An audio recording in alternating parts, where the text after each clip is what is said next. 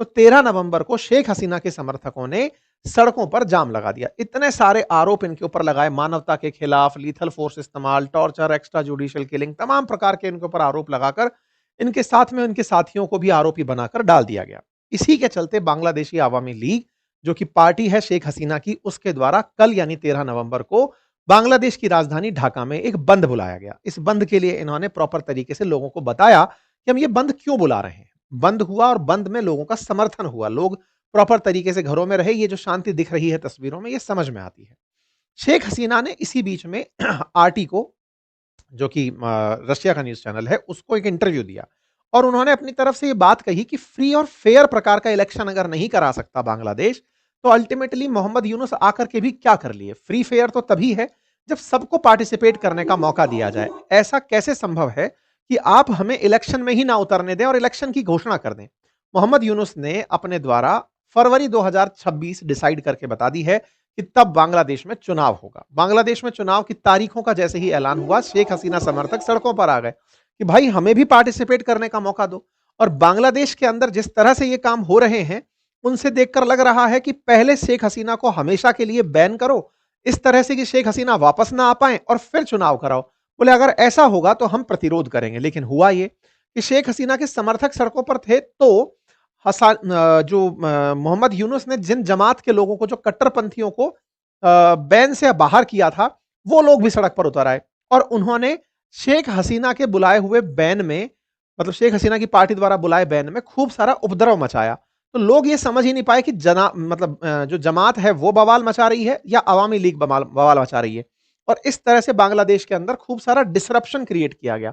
अवामी league बाहर आई और उसने कहा कि भाई ये जो आगजनी फैली है ये हम नहीं फैलाए हैं, वो लोग फैलाए हैं, नाम हमारा, बिल हमारे नाम फाड़ दिए हैं।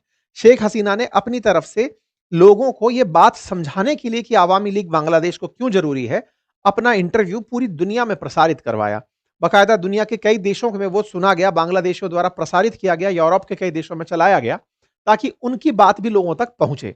शेख हसीना ने जिस तरह से अपनी बातें रखी, वो इसलिए ज्यादा जरूरी हो जाती हैं क्योंकि 17 नवंबर को उनके खिलाफ फाइनल वर्डिक्ट आना है और उस वर्डिक्ट में पहले से तय है कि इन्हें आजीवन कारावास, हो सकता है मृत्युदंड की सजा सुनाई जाए, हो सकता है आजीवन निर्वासित जीवन की सजा सुनाई जाए, हो सकता है बहुत सारे पेनल्टी लगा दी जाए, कभी भी चुनाव ना लड़ने की कह दिया जाए, अवामी लीग के अस्तित्व की समाप्ति का फैसला दे दिया जाए, कुछ भी हो सकता है। इसलिए शेख हसीना की पार्टी और लोग इस समय विरोध में सड़कों पर उतरे हुए हैं। ठीक है साहब, 17 नवंबर इसलिए अब खास दिन हो जाती है। आवामी लीग इस दिन भी प्रदर्शन करेगी, उससे पहले भी प्रदर्शन करेगी।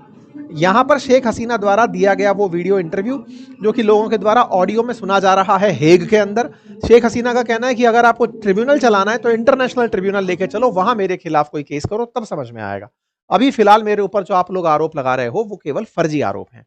इसी के समर्थन में ब्रिटेन के एक वो हैं एमपी हैं, उन्होंने भी शेख हसीना का समर्थन करते हुए कहा कि बांग्लादेश में फेयर इलेक्शन होने चाहिए। ये बॉब ब्लैकमैन है, जनरली माइनॉरिटीज जब बांग्लादेश में माइनॉरिटीज के खिलाफ हिंसा हो रही होती है तब ये बोलते हैं, यानी कि थोड़े प्रो इंडिया साउंड होते हैं, प्रो शेख हसीना साउंड होते हैं।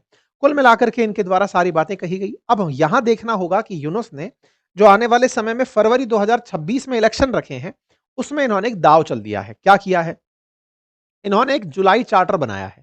जुलाई चार्टर, चार्टर कोई विमान नहीं, एक कागज बनाया है और उस चार्टर का उद्देश्य यह है कि जुलाई में सभी पार्टियों को बुलाकर कुछ कॉमन एजेंडा निर्धारित किए गए थे। जब वोट डलेगा 2026 के फरवरी में, तब उस एजेंडा पर भी रेफरेंडम होगा, जनमत संग्रह होगा, लोगों से उस पर राय ली जाएगी।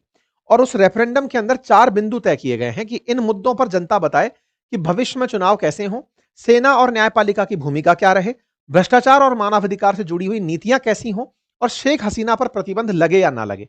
तो फरवरी 2026 में इलेक्शन के साथ साथ एक रेफरेंडम भी होगा। हालांकि उस रेफरेंडम का विरोध खालिदा जिया की पार्टी भी कर रही है और खालिदा जिया की पार्टी यह कहकर कर रही है कि तुम जुलाई की चीजों को फरवरी में कैसे लागू करोगे, और हम सभी पार्टियां एक जैसी बात मानते हैं, ये कैसे कह सकते हो। साथ ही साथ में जमात इस बात पर अड़ी हुई है कि अगर तुमने कुछ नहीं किया, हमारी मांगे पूरी नहीं करी, तो तुमको हम बवाल दिखा देंगे। कुल मिलाकर बांग्लादेश के अंदर अवामी लीग को बाहर करके जो लोग बचे हुए हैं, अल्टीमेटली वो भी तो सत्ता के लिए लड़ेंगे, और जब वो आपस में लड़ेंगे तो मूड फुटअव्वल होगा।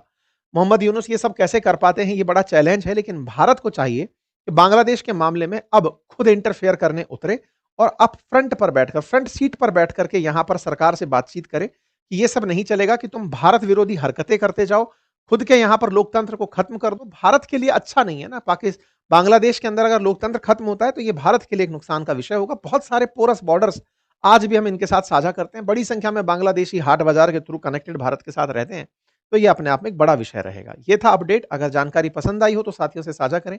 आपको क्या लगता है कि क्या शेख हसीना 17 नवंबर को फैसले में अपने आप को सजा पाएंगी या मुक्ति? गए थे, इनकी सत्ता चले ही जा रही है, अपने आप को अंतरिम कार्यवाहक प्रधानमंत्री बनाए हुए हैं, राष्ट्राध्यक्ष बनाए हुए हैं, जो भी बनाए हुए हैं, लेकिन सत्ता का पूर्ण सुख भगत रहे हैं। प्रयास किया जा रहा है कि शेख हसीना को कैसे बांग्लादेश से दूर रखा जाए, और इनको सपोर्ट चीन भी कर रहा है, तो अमेरिका भी कर रहा है, और चाइना का सपोर्ट तो इनको इन दिनों यहां पर चिकन नेक को लेकर के मिल रहा है। तमाम दिक्कतों के बीच में पाकिस्तान का इनके साथ बढ़ता प्रेम, भारत की जहां एक और चिंता है, वहीं दूसरी ओर बांग्लादेश के अंदर होने वाले भविष्य के चुनावों से पहले शेख हसीना वहां चुनाव लड़ पाएंगी या नहीं, ये भारत की चिंता है। क्योंकि शेख हसीना जिस तरह से इनके देश में ट्रायल का शिकार हो रही हैं, या जिस तरह से केस दर केस उन पर किए जा रहे हैं, भारत में इस बात का फिक्र है कि शेख हसीना अगर पार्टिसिपेट ही नहीं करी तो जनता की राय बांग्लादेशियों को पता कैसे चलेगी?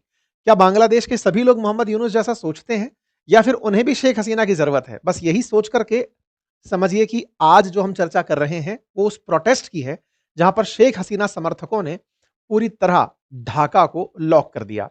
और जब उनके द्वारा लॉकडाउन किया गया, तब जाकर लोगों को समझ में आया कि अरे, शेख हसीना की पार्टी को भले ही रद्द कर दिया गया हो, अवामी लीग को भले ही चुनाव लड़ने से बाहर का रास्ता दिखा दिया हो, लेकिन बांग्लादेश में अवामी लीग के लोग अभी भी प्रेजेंट हैं। तो कुल मिलाकर के बांग्लादेश के अंदर एक बड़ा लॉकडाउन हुआ। उस लॉकडाउन पर आज डिटेल चर्चा होगी, और साथ ही साथ कल ही क्यों हुआ इसकी चर्चा होगी।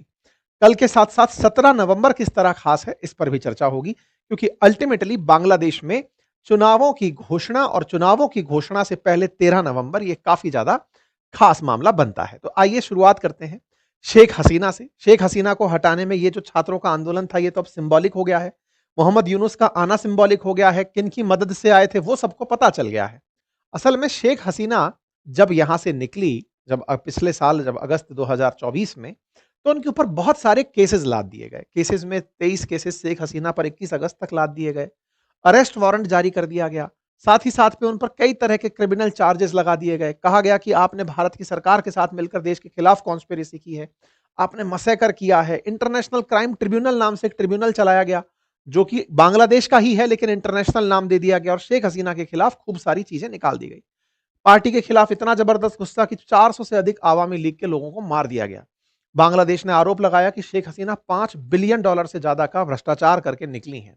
बांग्लादेश में ये सारी बातें चल रही थी। इसी बीच में आवामी लीग चुनाव नहीं लड़ेगी ऐसा कह करके उस पर पाबंदी लगा दी गई। शेख हसीना पर 6 महीने की जेल शुरुआत में दी गई।